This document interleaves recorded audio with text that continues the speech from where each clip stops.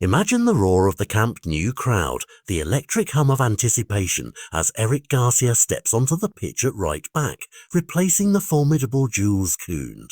In that moment, Barcelona's long-standing defensive puzzle begins to click into place. Garcia glides down the flank with assured stride, his every touch whispering of solidity and potential. The Catalan faithful, long starved of consistency in that role, finally taste relief, like the first sip of cold water after a scorching summer. Yet, as one solution emerges in a pool of strategic recalibrations, it casts shadows elsewhere in the youth ranks. What happens when one young hero rises and another finds his path suddenly obscured by the dawn of a new star? Enter Hector, a teenager with lightning in his boots and vision in his eyes. He dazzled in Barcelona's final pre-season match, each sprint down the left channel crackling with unspoken promise, each cross a whispered vow of future glory. The stadium lights caught the determination dancing on his brow, the echo of leather on grass singing of potential untapped.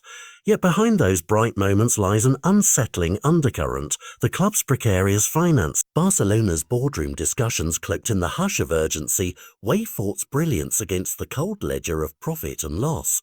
Can raw talent overcome the club's desperate need for transfer funds, or will balance sheets triumph over ball skills?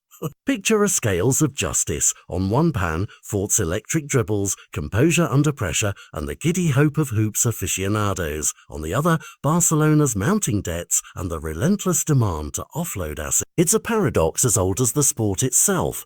When financial exigency meets youthful exuberance, sacrifices often follow.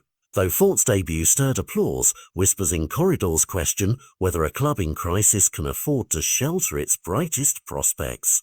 The numbers in elite football aren't measured in goals alone. They're tallied in euros, budgets, and the unforgiving deadlines of fiscal year ends. Will Barcelona's custodians of future talent choose immediate stability or gamble on Fort's long-term payoff? Just when the transfer narrative seemed set, an unexpected twist emerges, courtesy of Mundo Deportivo.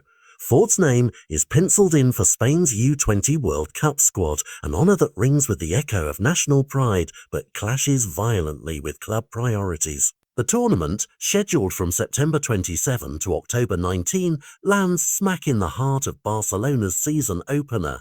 Imagine the clash of calendars, the morning sunlight on Spanish training pitches, the thud of leather in foreign stadiums, while at Camp Nou the same boots lie unused, the cheers for his performances replaced by questions of where is he? Clubs eyeing Fort's signature now face a month, plus blackout, an absence that could tilt crucial early season fixtures.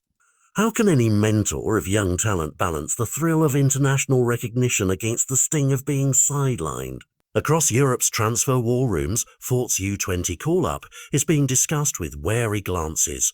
Scouts who once scribbled notes extolling his agility now tally lost match days with a frown. In an environment where availability can be as coveted as ability, a 7-week hiatus early in the campaign is a red flag. Would-be suitors, like cautious explorers, hesitate at the edge of the unknown, preferring paths free of such obstacles. They demand players fit for every game, every pump of adrenaline without interruption. For Fort, his rising stock suddenly feels the chill of doubt. Will his chance to shine on the world stage dim the glow of transfer interest? Last season, Fort missed Spain's U20 call-up not through lack of merit, but the misfortune of nasal septum surgery that left him sidelined. Now fully recovered, he stands on the brink of redemption, his breath unimpeded, lungs hungry for competition. He's back in training, feeling the crisp morning air fill his lungs, the exhilaration of sprinting until calves burn with both ache and accomplishment.